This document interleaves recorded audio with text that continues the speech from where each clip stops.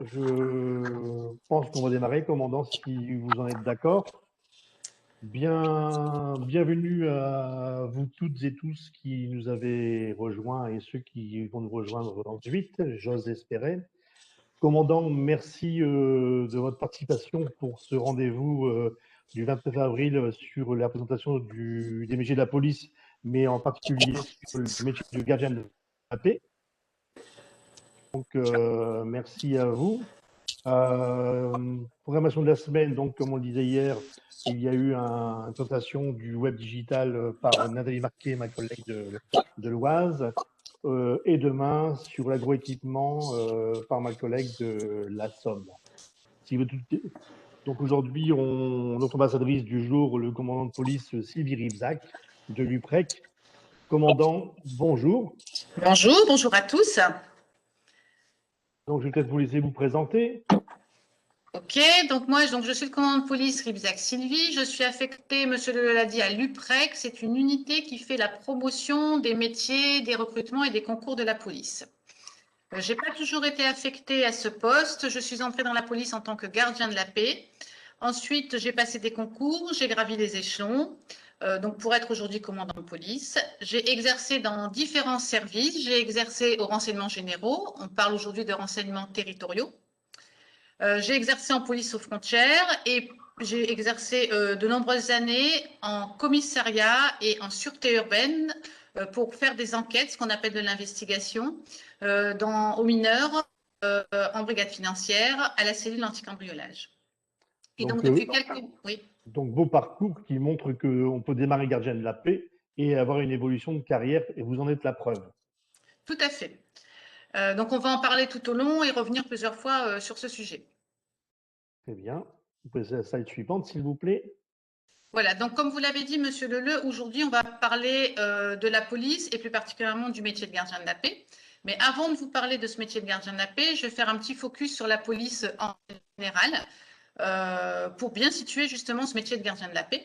Donc la police nationale, comme vous pouvez le voir sur cette diaporama, déjà on a plusieurs métiers. Vous voyez un scientifique, vous voyez un policier de terrain et vous voyez un personnel technique.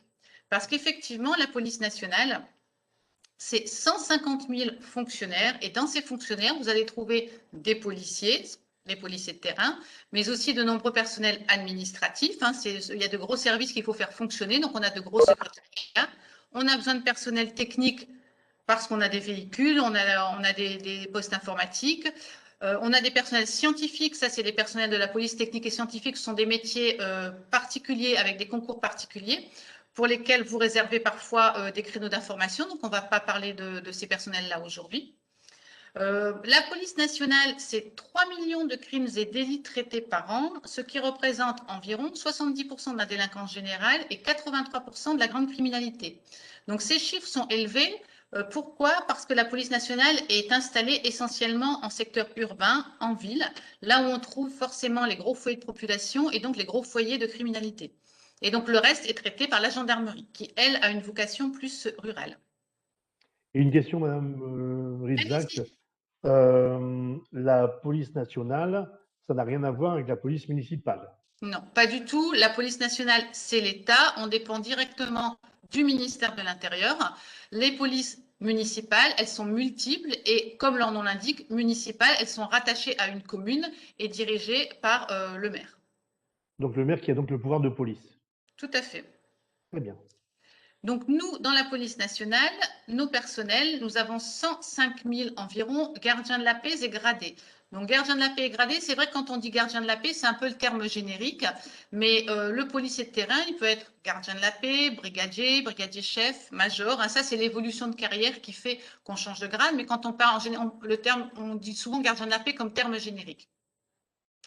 On a les officiers de police, on a les commissaires de police et ensuite, comme je vous l'ai dit tout à l'heure, les personnels administratifs, techniques, scientifiques. De plus en plus, on fait appel à des contractuels aussi, parfois pour des métiers spécialisés. Par exemple, en communication, on recrute des contractuels. Et de plus en plus, des apprentis, des réservistes. Je n'ai pas parlé de l'adjoint de sécurité, on en parlera à la fin. C'est un personnel qui est contractuel lui aussi, ce ne sont pas des fonctionnaires et qui assiste le gardien de la paix dans ses missions du quotidien. On en parlera peut-être un peu à la fin si on a le temps. Très bien. Donc là, vous avez une diapo qui est un peu compliquée. Ce qu'il faut vous mettre dans la tête, c'est que tout en haut, on a le ministère de l'Intérieur. Puis vient cette direction générale de la police nationale, à côté de laquelle vous avez la direction de la gendarmerie nationale, qui a elle-même ses propres sous-directions. Donc aujourd'hui, on va forcément se contenter des directions de la police nationale. Et pour ceux qui nous regardent, je leur conseille de regarder la ligne du bas, où vous avez, là dans les petits carrés bleus, toutes les directions de la police nationale qui sont citées. Donc ce qu'il faut savoir, c'est que quand on est policier, on appartient forcément à une de ces directions qui n'ont pas toutes le même cœur de métier. Donc, je vais essayer quand même de vous les décrire les unes après les autres brièvement. La DRCPN, la direction ressources et compétences, elle est plus chargée de l'humain, du budget, du mobilier. Donc, celle-là, on n'en parle pas plus. L'IGPN, l'inspection générale de la police nationale, c'est une grande direction de la police. Vous voyez, elle s'aligne avec toutes les autres directions. Je pense que c'est une direction que vous connaissez, dont vous avez déjà entendu parler, qui intervient quand il y a des soucis internes au niveau des policiers, qui fait aussi des études, des audits pour essayer d'améliorer un petit peu toutes les procédures au sein de la police nationale. Ensuite vient la DCSP. On aime bien parler en acronyme dans la police. La DCSP, la Direction centrale de la sécurité publique. Donc ça, la sécurité publique, c'est le policier que vous voyez sur le terrain, dans les rues. Tous ces policiers-là que vous voyez dans le commissariat sont des policiers qui appartiennent à cette direction, la Direction centrale de la sécurité publique. Ensuite, vous avez la Direction centrale de la police judiciaire qui mène les enquêtes en matière de grande criminalité. La direction centrale de la police aux frontières qu'on retrouve dans les aéroports, dans les ports, dans les gares, mais aussi on peut retrouver dans les grandes villes puisqu'ils font des enquêtes en matière d'immigration clandestine, de lutte contre la fraude documentaire. La direction centrale des compagnies républicaines de sécurité. Donc ça, c'est les policiers que vous voyez plus particulièrement sur le maintien de l'ordre puisque leur cœur de métier, c'est le maintien de l'ordre, mais pas que, ils font aussi du contrôle routier, de la circulation routière, on les retrouve sur les autoroutes, on les retrouve aussi en montagne et sur les bords de mer. Une autre direction, la suivante, la DCRFPN. Alors ça, c'est ma direction, c'est la direction centrale au recrutement et à la formation, donc qui est chargée de la formation de l'ensemble des policiers donc, qui entrent dans la police, qu'on appelle formation initiale, mais aussi de la formation continue des policiers qui sont déjà en service et qui ont besoin régulièrement de se remettre à jour, d'apprendre de nouvelles choses. Et les trois dernières directions, la direction centrale de la coopération internationale. Donc ça, c'est très intéressant. C'est une direction qui nous présente dans des dizaines de pays étrangers. Et pour les jeunes qui nous écoutent, c'est une direction qui est abordable. Et n'oubliez pas que les langues ont dans votre cursus scolaire une très grande importance parce que si on a ce bagage, ça nous ouvre encore des portes supplémentaires. Ensuite, vous avez le service national de la police scientifique. Et enfin, le SDLP, le service de la protection. Ce service-là est chargé de la protection du président de la République et des hautes personnalités, des ministres français ou étrangers quand ils viennent en visite en France. Donc voilà, je vous ai... Oui. Excusez-moi de vous interrompre. Et pour en avoir parlé lors d'interventions précédentes, un gardien de la paix peut très bien passer d'une direction à l'autre. Alors, tout à fait. C'est pour ça que je voulais être un peu passer sur vous parler de toutes ces directions, même si ça vous paraît peut-être un peu compliqué, un peu lourd. Mais il faut avoir en tête que, donc, comme je vous l'ai dit, quand on entre dans la police, on va être affecté dans une de ces directions. Donc, chacune de ces directions se décline au niveau local. Par exemple, la direction centrale de la police aux frontières, elle a une direction zonale de la police aux frontières au niveau de la zone, et puis ça se décline ensuite au niveau plus local. Et donc, quand on est policier, on appartient à une de ces directions. Mais au fur et à mesure de la carrière, on peut avoir envie de faire autre chose. Et sans souci, on peut changer d'une direction à l'autre en répondant à un message de mutation, un message d'offre de poste, un appel d'offre. Voilà.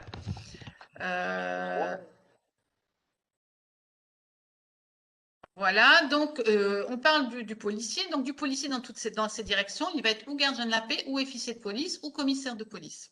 Donc là, aujourd'hui, principalement, on va parler du gardien de la paix. Donc, le gardien de la paix, comme je vous l'ai dit tout à l'heure, c'est gardien de la paix, brigadier chef-major. Et c'est ce qu'on appelle le corps d'encadrement et d'application. On parle de 3 grands corps dans la police nationale. Vous les avez là. Tout en haut de la pyramide, à droite, vous avez le corps de conception et de direction, où on retrouve les commissaires, qui sont fondés par le corps de commandement, les officiers de police, et les gardiens de la paix, le corps d'encadrement et d'application. Les gardiens de la paix, c'est vraiment le policier qui peut tout faire le policier polyvalent qu'on va retrouver dans toutes les directions, à tous les niveaux. Ensuite, forcément, plus on monte en grade, moins vous avez vu tout à l'heure les chiffres, moins on a d'officiers, moins on a de commissaires. Donc, au niveau du déroulement de carrière, c'est peut-être un peu plus compliqué d'évoluer quand on est commissaire. Mais bon, de toute façon, il y a moins de commissaires, donc le quota est le même, si vous voulez. Mais il y a des services, par exemple, où on ne trouve pas de commissaire. Par exemple, en brigade canine, on ne va pas trouver de commissaire. On va trouver un commissaire qui va être à la tête du service dans lequel va se trouver la brigade canine, mais pas directement chef de la brigade canine. Pareil, par exemple, pour la brigade équestre. Et est-ce qu'on peut dire que le gardien de la paix est un homme de terrain? Le gardien de la paix est le premier intervenant, c'est l'homme de terrain qu'on voit dans toutes les directions, sur toutes les missions. Et donc, mission, justement, voilà, quelles vont être ces missions? Alors, ça, ce sont des termes que vous revoyez sur les sites qui vous donnent, pour vous donner envie, enfin, qui vous expliquent le travail du policier. Protéger les personnes et les biens. Faire de la prévention auprès de la population, dans les établissements scolaires aussi. Vous avez peut-être déjà vu des policiers qui sont venus vous parler du cyberharcèlement ou de la sécurité routière. Les policiers qui patrouillent dans la rue sous différentes formes, à vélo, à cheval, à pied, en roller parfois aussi. C'est des policiers qui sont là pour faire de la prévention. L'autre grande facette de notre métier qui est très importante pour moi, c'est intervenir sur les actes de délinquance et interpeller les délinquants. Ce qui est le cœur de notre métier pour moi aussi. Faire de l'investigation, c'est ce qu'on appelle faire des enquêtes. Faire du renseignement. Donc aujourd'hui, on va trouver le renseignement dans ce qu'on appelle les renseignements territoriaux qui sont rattachés à la sécurité publique. On peut faire du renseignement aussi à la DGSI, Direction générale de la sécurité intérieure, qui est elle rattachée directement à la DGPN.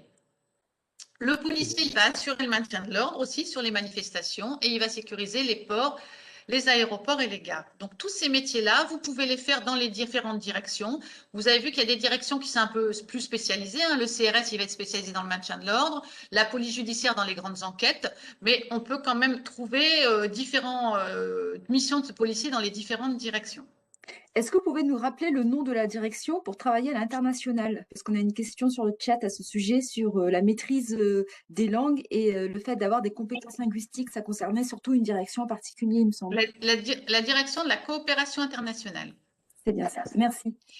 Mais, commandant, oui. au-delà de cette direction coopération internationale, est-ce que dans l'épreuve pour devenir gardien de la paix, est-ce qu'on doit maîtriser une langue?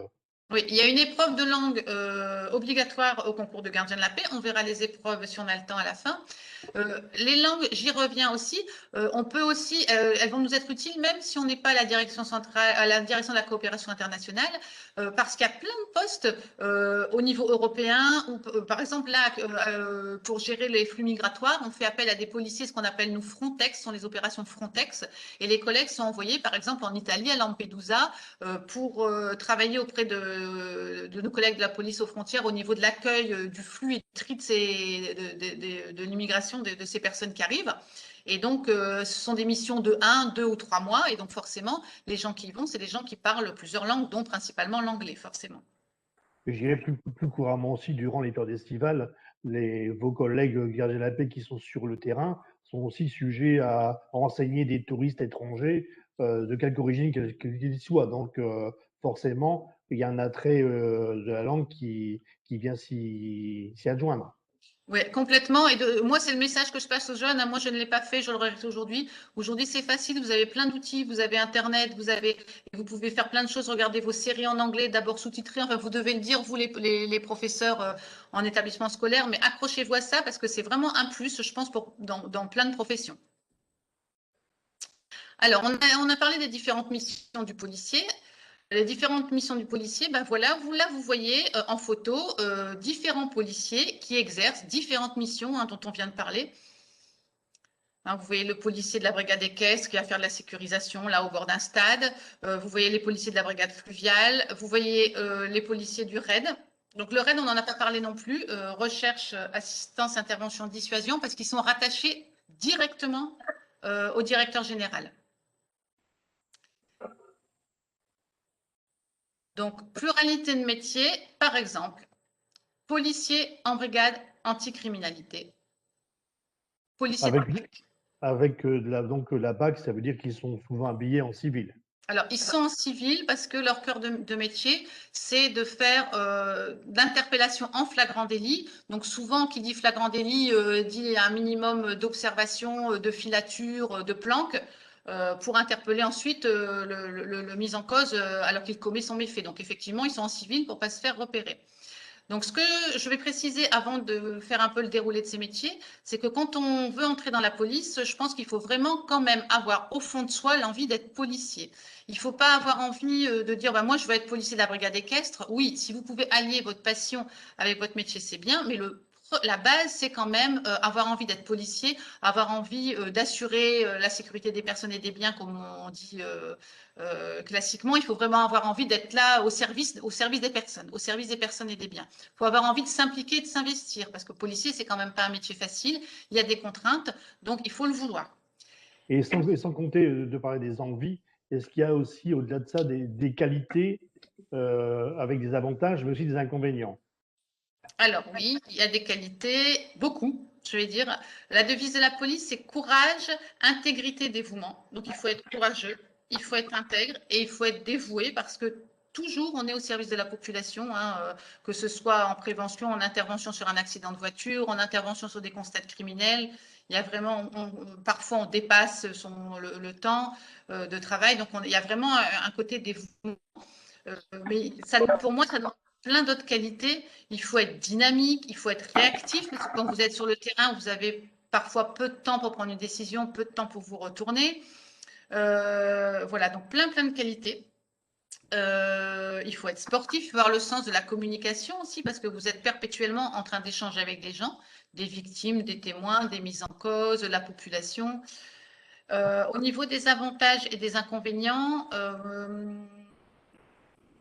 on en parle maintenant ou on en parle après, monsieur Leleu? On en parlera après. Nous Donc, avons ça une veut dire, question sur le chat, enfin Oui. 2 questions par rapport au métier de policier judiciaire, enfin excusez-moi, d'officier de police judiciaire, à savoir, est-ce qu'il y a une prime de risque? Si oui, à combien s'élève-t-elle, les primes?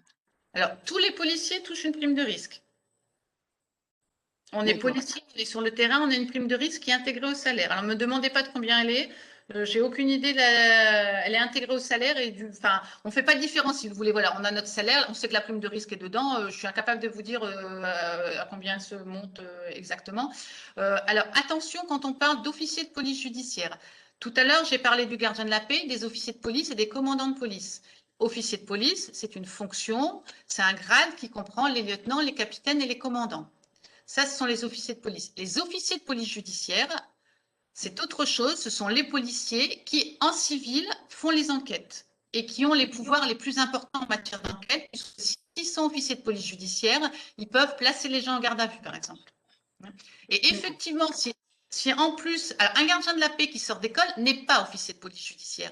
Il devra attendre 3 ans pour ensuite s'inscrire, avoir une petite formation de 14 semaines, passer un examen pour ensuite pouvoir exercer en tant qu'officier de police judiciaire. Et là, il a une prime supplémentaire pour cette qualité. D'accord. Et cette prime, alors on a toujours cette question sur le chat, elle fait partie du salaire net, c'est ça, ou c'est une prime en plus? Elle est intégrée au salaire. D'accord.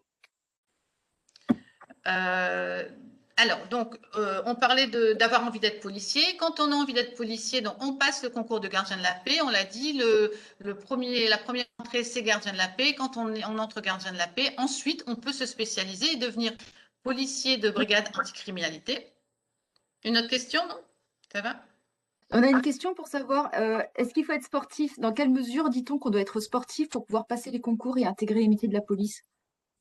Alors oui, il faut être sportif. D'abord parce que au concours, vous avez des épreuves de sport. Donc je pense qu'elles ne sont pas inatteignables. Si on s'entraîne, vous pouvez voir les épreuves. Vous avez des vidéos sur le site Devenir policier. Et en gros, c'est. Attends.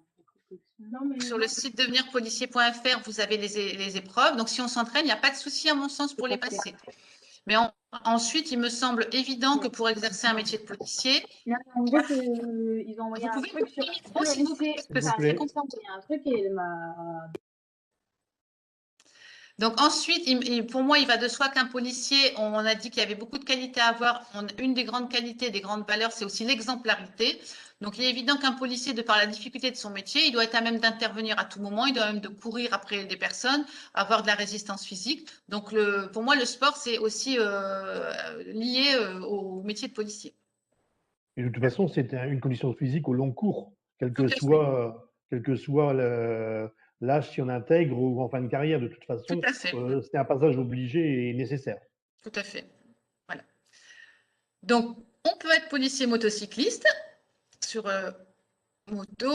On peut être ce qu'on appelle policier conducteur cynotechnicien, ce qu'on appelle maître chien. Donc, à chaque fois, pour chacune de ces spécialités, de ces métiers différents, là, je vais vous en citer quelques-uns, mais en fait, il y en a plus de 100, donc je ne peux pas tous vous les citer. À chaque fois, après l'école de police et après le premier poste, au bout de 1, 2 ou 3 ans, on peut passer des sélections, avoir une petite formation et ensuite être affecté dans un de ces postes spécialisés. Policier du renseignement, policiers secouristes en montagne, donc ceux-là, ils appartiennent à la direction centrale des compagnies républicaines de sécurité. Policier en brigade des stupéfiants, donc je l'ai mis en brigade des stupéfiants, ça c'est le policier qui est en investigation, qui fait des enquêtes, mais vous savez très bien qu'en matière d'enquête, on peut avoir le policier en brigade des mineurs, le policier en cellule anti-cambriolage, le policier en brigade financière, le cyber aussi, où maintenant on travaille beaucoup sur la cybercriminalité. Donc là c'est pareil, il y a plein de métiers différents qu'on pourrait citer. Le policier en groupe d'intervention spécialisé, donc ça c'est le premier exemple, c'est le RAID, mais il y a aussi des groupes d'intervention qui sont un peu moins importants, mais qui ont aussi une activité dans les directions de la sécurité publique. En police judiciaire, on a les BRI. Policier en unité équestre. Donc, vous voyez, je pourrais vous faire comme ça Autant de slides que de métiers. Voilà, je pourrais vous faire plein de slides avec plein de choses différentes parce que, voilà, policier en unité nautique, c'est un policier qui n'existe que là où forcément il y a une brigade nautique. Il n'y en a pas partout. Il y en a une à Dunkerque, il y en a à Paris, il y en a à Lyon. Ce qu'il faut aussi avoir en tête, c'est qu'on va peut-être tout de suite avoir cette spécialité au bout d'un an ou deux de poste. Hein. Il faudra peut-être quelques années. Mais je pense qu'il y a effectivement un poste, un parcours, un projet de carrière pour chacun.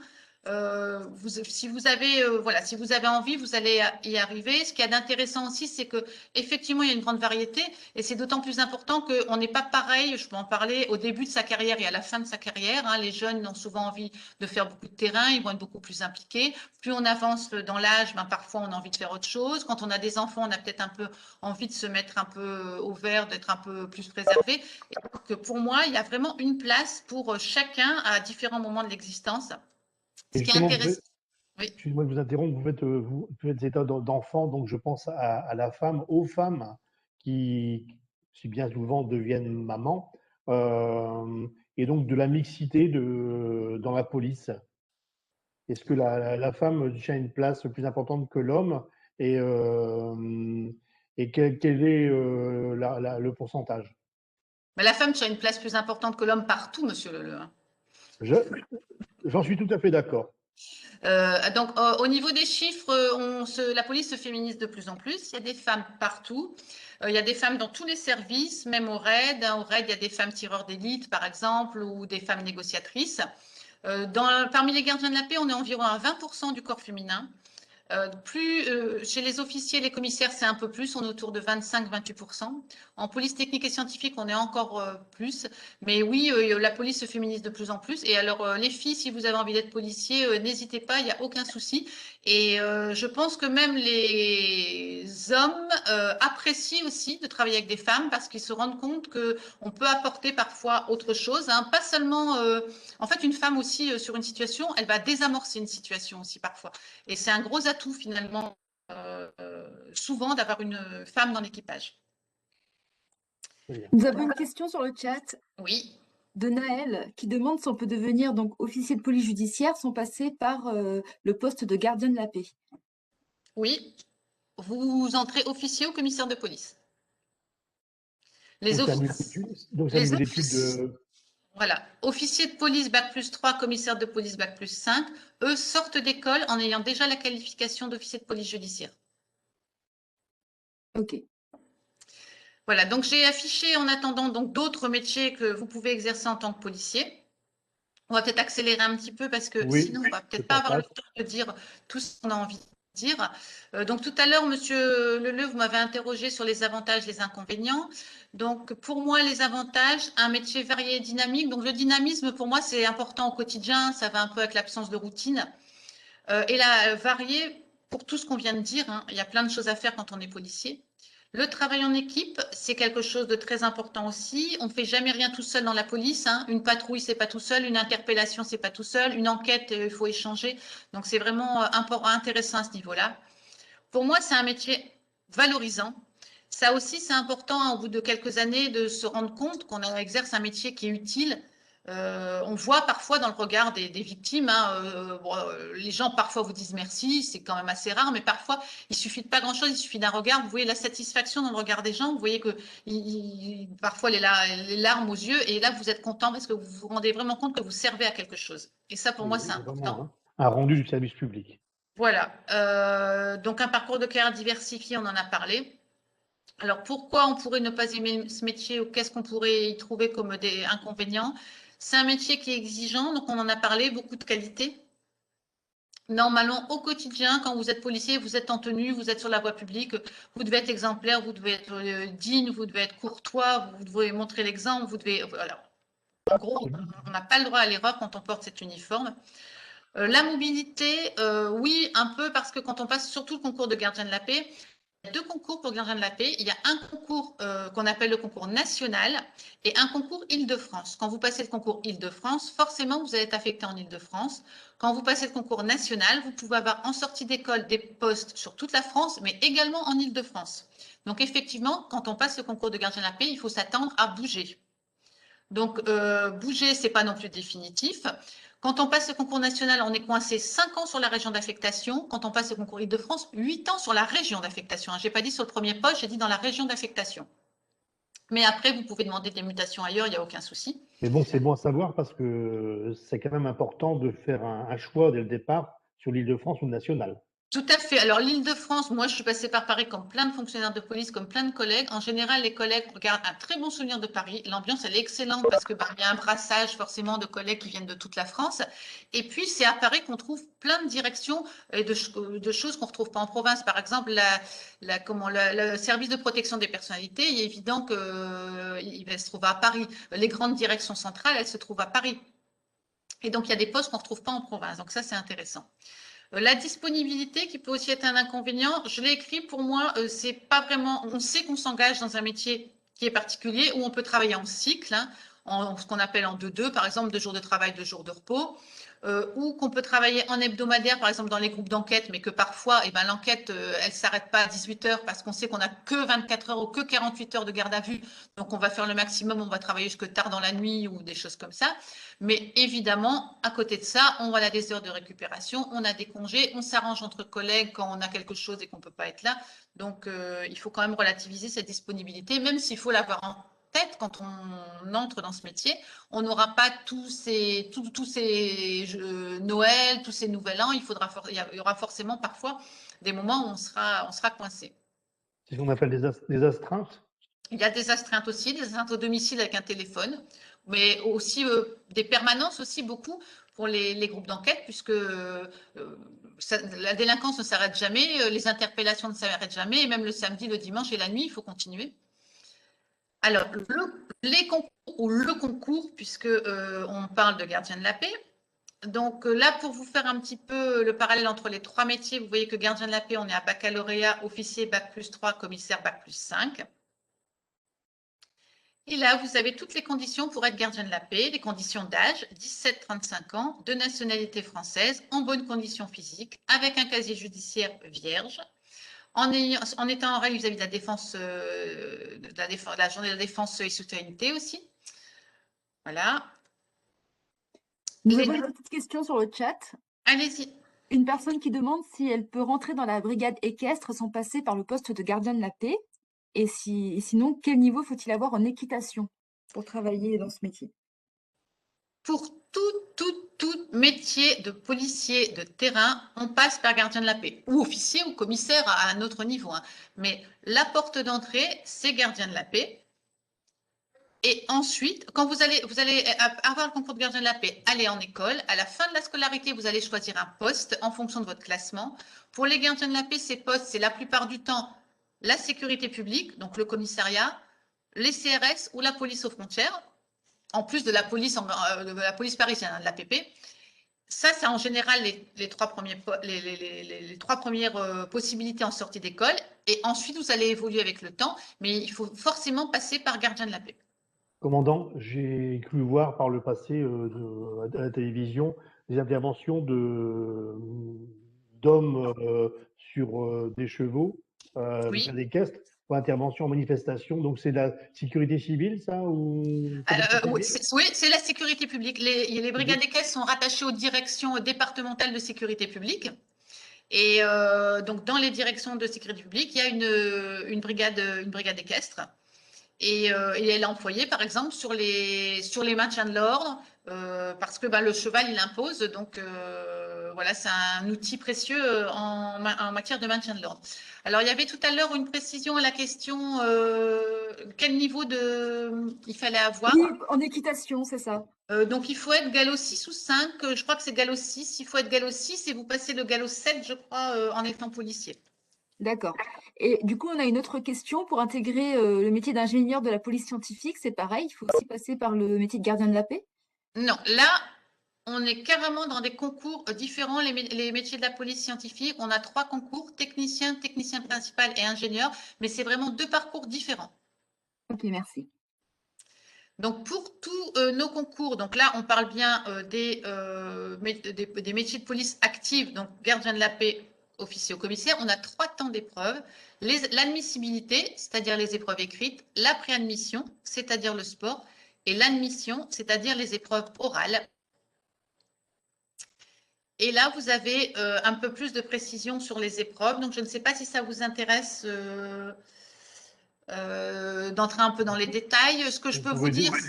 Vous pouvez développer rapidement. Je vais développer rapidement pour vous dire que les épreuves écrites, par exemple, c'est un cas pratique. Donc, on vous demande de vous projeter dans une situation de police.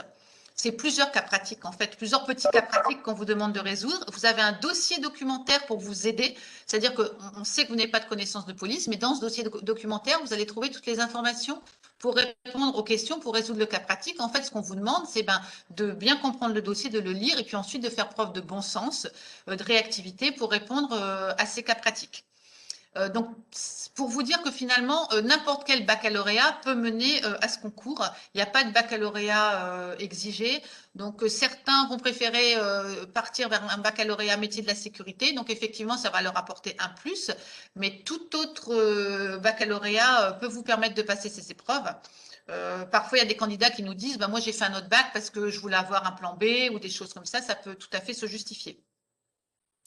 À l'écrit, des cas pratiques, des tests psychotechniques. Il y a toujours des tests psychotechniques dans les concours de la police parce qu'on l'a dit, c'est un métier particulier, dangereux, on porte une arme, on interpelle des gens.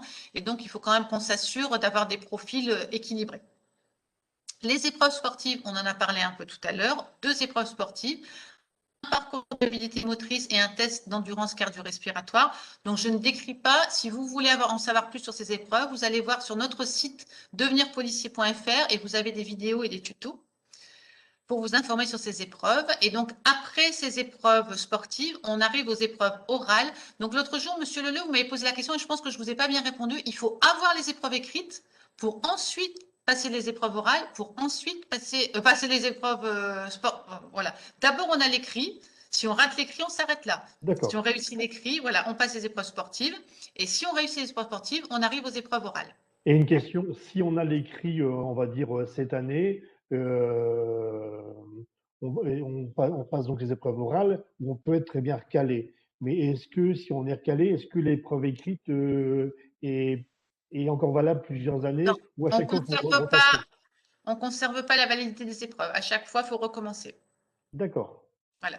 Et donc, les épreuves orales, donc, ce qu'on appelle le test sous forme, le TQRI, test sous forme de questions-réponses interactives. Donc, ça, c'est des images qui sont projetées pour tester un peu les qualités de réflexion et de mémoire du candidat. On lui pose des questions ensuite quand la diapo a disparu. Donc, ça, c'est vraiment une épreuve qui est assez simple. La dernière épreuve, l'épreuve de langue, on en a parlé tout à l'heure, hein, 4 langues, anglais, allemand, espagnol ou italien, qu'on choisit au moment de l'inscription. Et puis la grosse épreuve, c'est l'épreuve d'entretien avec le jury, parce que là, le candidat va passer devant un jury de 4 personnes. Hein. On va avoir un membre du corps d'encadrement et d'application, un membre du corps de commandement, un membre du corps de conception et de direction, donc en gros un gardien un brigadier chef ou un major, un officier, donc un commandant ou un capitaine, un commissaire et un psychologue. Et là, on teste le candidat surtout sur ses motivations pour entrer dans la police. Concernant l'épreuve de langue, excusez-moi, on a une question. Quel est le niveau requis justement pour cette épreuve de langue? Je vais dire que c'est le niveau de terminale, alors je ne sais pas. Terminale, d'accord. Il n'y a pas de… Oui, c'est pour qu'ils puissent… Ok. Et alors, un conseil que je veux donner aux candidats intéressés, il faut montrer que vous êtes intéressé et motivé. Il ne faut pas seulement aller lire ce que vous voyez sur les sites, il faut essayer d'en savoir plus et de vous impliquer dans vos recherches, pousser la porte d'un commissariat, essayer de discuter avec des policiers. Si ça vous intéresse d'entrer dans la police, il faut vraiment montrer votre intérêt. On retrouve des candidats, par exemple, à l'oral, qui vont nous dire moi, mon idole, c'est, je vais dire n'importe quoi, mais mon cousin qui a la bac. Et puis, quand on leur demande ce que ça veut dire bac, ils ne savent pas ce que ça veut dire bac ou ils ne savent pas ce que fait leur cousin. Vous voyez, dire, si vous voulez réussir votre oral, il faut vraiment montrer que vous avez cherché à vous renseigner. Si vous avez, par exemple, comme rêve de faire la brigade équestre, il faut arriver à l'oral en sachant comment on arrive à la brigade équestre. Voilà, il faut savoir plein de choses. Vous renseignez énormément sur la police avant cet oral. Enfin, je pense que vous avez encore le temps de faire surtout ça. Quand on émet des choses, il faut savoir de quoi on parle de toute façon. Oui. Et concernant l'épreuve de langue, je crois que c'est quand même un temps qui paraît assez long quand on maîtrise pas trop la langue. C'est 20 minutes, 15 minutes, je ne sais plus. C'est 20 ou 15 minutes, je crois. Donc, oui. Ce qui peut paraître assez long quand on ne maîtrise pas bien. Voilà. Ce qu'il faut savoir aussi, qui est intéressant, c'est que nos scolarités sont rémunérées tout le temps dès que vous entrez en école. Hein, vous êtes payé. Et puis qu'ensuite, vous pouvez évoluer, donc, ou dans votre corps, grand corps, on a vu tout à l'heure, ou alors passer les concours en interne pour changer de corps, hein, ou passer de gardien de la paix à officier ou d'officier à commissaire. Là, vous avez une petite précision au niveau des salaires. Ça peut motiver les gens ou pas. On n'a pas des salaires extrêmement élevés, même si on a la prime de risque incluse. On n'a pas forcément des salaires inférieurs souvent à ceux du privé, mais on a la sécurité de l'emploi, ce qui est quand même quelque chose d'extrêmement important. Et on peut penser au niveau des indices ou des échelons, je ne sais pas si ça se passe comme ça dans la police nationale, est-ce qu'on évolue de manière salariale parce qu'on change de grade ou on évolue parce qu'il y a des échelons et qu'on progresse au niveau salarial? On a les deux, en fait. À chaque niveau, on a les échelons, plusieurs échelons pour chaque niveau. Et puis ensuite, on va avoir différents grades dans chaque corps et qui vont nous permettre d'évoluer aussi. Donc, à partir d'un certain nombre d'années, en passant des examens au fur et à mesure. Et voilà. Et voilà. Donc, je ne sais pas s'il y a d'autres questions sur gardien de la paix. Tout à l'heure, on disait qu'il fallait avoir un niveau bac, c'est ça, hein, pour accéder au métier. Est-ce qu'un bac pro, c'est possible aussi, du coup, pas juste le bac général et technologique? Un bac, n'importe quel. Un bac, n'importe quel bac. Donc, pour les langues, tout à l'heure, c'est 10 minutes. Hein, j'ai dit une bêtise. 20 minutes, ça doit être pour officier, mais pour gardien de la paix, c'est 10 minutes. Très bien. Donc, je vais vous conseiller d'aller le plus loin possible dans vos études, mais je veux quand même que vous ayez dans un coin de votre tête, pour ceux qui décrocheraient, ou pour aussi peut-être votre entourage qui décrocherait, on peut passer le concours de gardien de la paix même si on n'a pas le bac, si on est passé par la filière adjoint de sécurité cadet de la République. Donc, j'en parle peut-être pas, monsieur Leleu. Je conseille aux gens que ça intéresse de venir peut-être vers nous, se renseigner, pour savoir comment on fait pour entrer dans la police et arriver gardien de la paix si on n'a pas le bac. Simplement faire la différence entre adjoint de sécurité et cadet de la République, si c'est possible. Oui, alors l'adjoint de sécurité, le cadet de la République a une formation de 1 an en alternance, école de police, établissement scolaire et stage en service de police. Pendant 1 an, il se forme au métier d'adjoint de sécurité et il prépare le concours de gardien de la paix. Et dès qu'il sort d'école, au bout d'1 an, il peut directement passer le concours de gardien de la paix. L'adjoint de sécurité, lui, il a uniquement la formation d'adjoint de sécurité qui dure 3 mois. Et donc, il lui faut attendre 1 an de service pour passer le concours de gardien de la paix. Très bien. Et si un concours est loupé, on peut le replacer plusieurs fois? Il n'y a plus pour aucun des concours, maintenant, il y a de nombres limites de passage.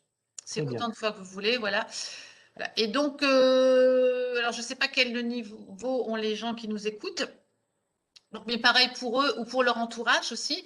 Il y a un concours le concours de gardien de la paix cette année s'ouvre aux inscriptions le 17 mai, donc c'est bientôt. Les inscriptions seront ouvertes pendant 2 mois. Il n'est pas obligé d'avoir le baccalauréat au moment de l'inscription. Le baccalauréat est exigé au moment des résultats, je pense, au moment de la publication des résultats. Donc, par exemple, même si vous êtes en terminale et que vous n'avez pas encore le bac, vous pouvez vous inscrire déjà à ce concours dont les inscriptions s'ouvrent le 17 mai et il y aura plus de 3500 postes qui seront offerts en interne et en externe. Et donc, pour revenir sur ces concours, ça veut dire que si on veut choisir une affectation, on a intérêt à être le premier ou dans les premiers. Le premier choisit en premier. Bon, et ainsi de suite. Voilà. Très bien. Est-ce qu'il y a d'autres questions? Oui. Non, nous n'avons pas d'autres questions. On est un peu plus bavard que 20 minutes, mais c'est difficile. Oui, mais c'est tellement intéressant. Donc, juste pour ceux qui sont encore là, si vous voulez, vous pouvez noter nos coordonnées. Donc, nous, à notre niveau, donc le site devenirpolicier.fr où vous avez tous les renseignements. Et ensuite, je vous conseille de revenir vers nous à ce numéro de téléphone ou sur cette messagerie où on pourra répondre plus précisément à vos questions, vous expliquer des choses que vous n'aurez pas comprises et vous donner l'information précise. Et commandant, est-ce qu'il est possible pour les jeunes qui nous écoutent de réaliser un stage auprès de la police nationale? Alors, on a énormément de demandes de stage. On essaie c'est dans la politique, vous avez entendu parler des plans 10 000 jeunes, donc je pense que chaque commissariat va essayer de prendre des jeunes en stage. Maintenant, on est forcément limité par la spécificité de notre métier. Les jeunes, quand ils sont en stage, on ne peut pas les amener sur le terrain. Vous voyez, c'est impossible, c'est trop dangereux. Donc, on va essayer de trouver aussi des façons de les accueillir et de leur expliquer nos métiers de différentes façons. Mais on fait des efforts là-dessus. En tout cas, pour le jeune qui est vraiment motivé, qu'il n'hésite pas à envoyer une demande à déposer une demande dans son commissariat dont dépend son habitation au niveau local. Voilà. S'il connaît quelqu'un, d'essayer de se faire un peu appuyer. Mais bon, c'est vrai que c'est pas facile. Ça, c'est clair et net. Et je pense encore une question au niveau du chat, Andrea. Oh, mon micro a été coupé. Ethan demande si le fait d'avoir fait des bêtises au collège pouvait justement compromettre son intégration dans la police concernant l'histoire du casier vierge. Il n'a pas précisé quel type de bêtises c'était. Voilà. Je vais compléter la question. Est-ce que, en plus de ça, si par exemple j'ai fait des bêtises au collège et je suis par exemple parent de délinquants avec casier, est-ce que ça peut impacter sur mon devenir? Alors, je ne sais pas moi non plus quelle bêtise Ethan a faite. Comme c'est au collège, j'espère que c'est pas trop grave. Donc effectivement, on demande d'avoir un casier judiciaire en adéquation avec la fonction. Alors, en fait, je ne peux pas vous répondre parce que chaque cas va être examiné précisément. Pour la personne qui postule, effectivement, il vaut mieux que le casier judiciaire soit vierge ou alors qu'il ait vraiment une petite, une chose pas bien grave. Pour l'entourage, avant justement de pouvoir entrer en école, il y a ce qu'on appelle l'enquête administrative qui est faite, qui est une enquête de moralité. Et là, on va voir un peu plus l'entourage du candidat. Après, ça dépend de plein de choses. Ça dépend de ce qu'on appelle bêtise, ça dépend des relations, ça dépend de l'influence que la personne qui a fait a sur le candidat, ça dépend de plein de choses. Il a précisé, en fait, il a dit quelque chose à un professeur qu'il a pris comme une menace et du coup, il a eu une journée d'exclusion. Moi, j'ai parlé de casier judiciaire. Voilà, c'est encore autre chose. Alors, je conseille quand même à Ethan maintenant voilà, de se calmer. Voilà. Et de rappeler ce que Madame le commandant Ribzac a dit, c'est qu'on doit être exemplaire et faire preuve d'un savoir-être permanent. Voilà. Mais moi, je trouve que c'est un côté agréable du métier aussi. Pour moi, c'est un côté positif à ce métier. Sûr. Je vous laisse peut-être, monsieur Le, parler de vos propres coordonnées. Oui, tout à fait. Donc, si vous avez besoin d'avoir des informations sur ce métier, comme l'a rappelé le commandant Ribzac, vous disposez d'informations sur la slide précédente, mais aussi via le chat, informations données par Andrea. Vous avez également dans vos établissements scolaires la possibilité de vous renseigner auprès de vos professeurs principaux ou alors également les psychologues d'éducation nationale. Et à l'externe également, vous rapprocher des centres d'information et d'orientation qu'on appelle plus communément les CIO. Vous pouvez également, si vous avez des questions à nous poser, les poser via la plateforme Proche Orientation ou via le mail qui est procheorientation@hautdefrance.fr. Et concernant les différents replays des rendez-vous Proche Orientation ou même sur ces breaks info, vous pouvez les retrouver sur le NT ou sur le site www.procheorientation.fr et sur YouTube également. Et je vous laisse lire et prendre connaissance des adresses sur la slide. Commandant, je vous remercie de votre intervention. Juste, je me permets d'ajouter que si certains n'ont pas bien noté nos coordonnées, ils peuvent aussi passer par pour les avoir. Bien entendu. Voilà. Et ça a été relayé par le chat. Et de toute façon, Tout à fait, oui. On reste à disposition de tous ces jeunes qui nous écoutent pour leur donner des compléments et de faire suivre le cas échéant auprès de vos services, commandant. Ok, j'insiste avec l'ouverture du concours de gardien de la paix pour vous, mais on en reparlera, je pense, largement, cette ouverture de concours. Et pour les jeunes qui ont peut-être aussi autour d'eux des gens qui sont un peu décrocheurs des études. Et donc, ça peut être une opportunité pour ces jeunes-là qui n'hésitent pas à venir vers nous demander des informations. Et puis aussi de rappeler à tous ces jeunes et à leur entourage que ça ouvre un panel considérable de différents métiers plus passionnants les uns que les autres. Tout à fait. Il y aura une place pour chacun. Quelqu'un qui a fait de l'informatique, qui a envie de faire de l'informatique, il pourra un jour travailler en cybercriminalité. Enfin, on pourra en parler des... Et de rappeler que la police, ce n'est pas que la répression. Il y en a un petit peu, mais c'est autre chose. Tout à fait, c'est plein de choses, oui. Commandant, merci beaucoup. Merci à vous. Au plaisir de refaire une autre intervention avec vous ou l'un ou l'une de vos collaborateurs. C'est toujours un plaisir. À très bientôt. Merci. Au revoir à tous. Merci à vous tous et tous qui nous avez écoutés.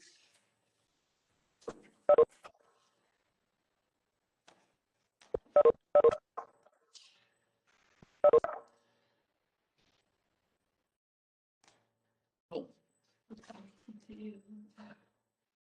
C'est bon, monsieur Leleu? Très bien. Bientôt, alors. De toute façon, on ne peut pas faire 20 minutes avec vous et moi, c'est pas possible, on est très bavards. Vous, moi, les questions. Bonjour, madame. C'est pas vrai. Nous, attention, ça sera le 17. Hein.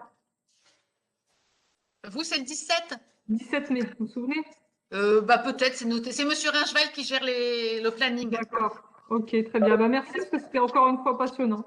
Pas de souci. Merci à vous. À très bientôt, alors. Au revoir. Au revoir. D'ailleurs, commandant, il faut qu'on échange. J'ai eu Isabelle Lavieille-Ville concernant les collèges sur Roubaix. Oui, je vais vous en parler aussi, oui. Donc, si on peut faire un temps d'échange dans les jours à venir avec Isabelle et moi, ça serait bien volontiers. Et comment vous souhaitez qu'on procède? On s'appelle, on fait un... Je vois avec Isabelle ses dispos et je vous fais un petit mail. Pas de souci, et c'est vrai qu'il faut le faire, donc il n'y a pas de... c'est nickel. Et donc, moi, je vais vous demander aussi les chiffres pour aujourd'hui, c'est important forcément pour nous. Apparemment, on avait donc 11. Il y avait 11 participants. Avec vous? Non, 11 jeunes. 11, d'accord. Je demande à mes collègues qui sont là, vous avez compté également 11? Ah, je vais parler de ça. Moi, j'avais vu 20. En fait, on était 20 participants, mais tu retires le commandant, moi, il y avait Catherine, Ingrid, Nathalie, Andrea, Jean. Andrea et Jean. Donc,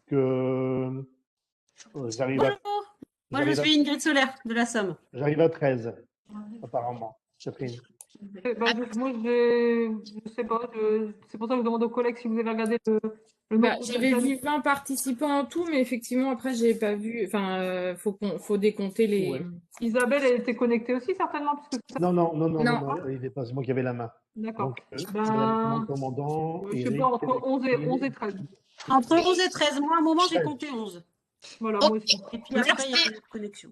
Madame, les chiffres, Madame Bois, Monsieur Leleu, vous les avez transmis parce qu'on doit les donner Oui. pour le 30, nous. C'est bon? Oui, je vous fais un petit mail demain matin. Impec. J'ai oublié de parler aux jeunes de ça. Une petite BD, j'en fais pas, on n'a rien, enfin j'en fais la com parce que je trouve que c'est bien. Ça a été écrit en collaboration avec la DZ RFPN Nord, par hasard parce que c'est mes collègues qui ont mis la personne en relation avec les différents métiers de la police.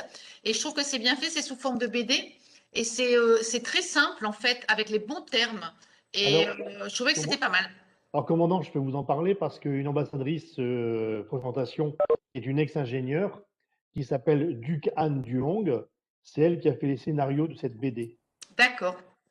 Bon, bah, Et- voilà. Par exemple, la BD, ce sera bien pour notre public de CAP du 17. Ouais. Parce que du coup, ça sera vraiment adapté à un public qui n'est pas très élevé au niveau études. Et du coup, si c'est simple, c'est très bien. Ou pour les collégiens, pour leur faire comprendre, vous voyez, parce que c'est sans BD, donc ça passe très bien, je trouve. Ça marche, super. Et donc, de vous présenter les collègues, donc Ingrid Solaire, qui est la référente pour la Somme, qui fait coucou avec la main, comme la reine d'Angleterre. Exactement. Et donc, avec qui on va bientôt travailler, quand tout va revenir, on va pouvoir. Normal. Hein, Voilà. Bah, avec plaisir. Et juste de vous à droite, Bonjour. Nathalie Marquet du département de l'Oise, donc référente. Et il nous manque seulement Gaël Isère qui est en congé cette semaine, qui ici ne manquera pas de vous contacter si ce n'est pas déjà fait. Pas de souci, on attend que ça, aller dans la Somme, dans l'Oise, dans l'Aisne, et toujours dans le Nord-Pas-de-Calais, bien entendu. Rassurez-vous que je garde la primeur pour le Nord, bien entendu.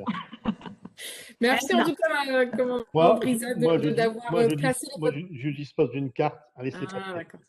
D'avoir placé votre petite phrase sur les femmes.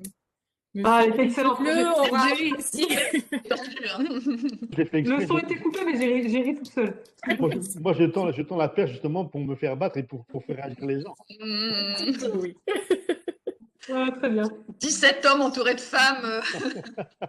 Il Bon, faut fonctionner. merci beaucoup. Et puis donc, j'attends de vos nouvelles, monsieur Leleu. Très bien, Ok. merci commandant. Bon après-midi. Merci beaucoup. Bon après-midi à vous. Bon midi.